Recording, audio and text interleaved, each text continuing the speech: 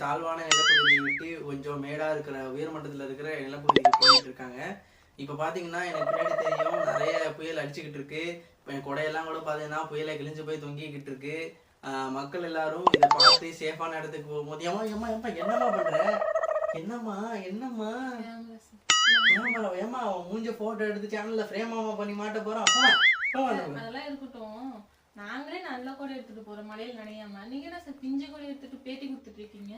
இதெல்லாம் ஒரு தொழில் நேக்குமா, அவனுக்கு அதெல்லாம் தெரியாது. இதுவே நான் நல்ல கூட எடுத்து பேட்டியை போட்டா புயல் நல்லா அடிக்கவே இல்லை, சாதாரணமா காத்துதான் அடிக்குதுன்னு நினைச்சு மக்கள் வந்து பீதியாகாம இருப்பாங்கல்ல.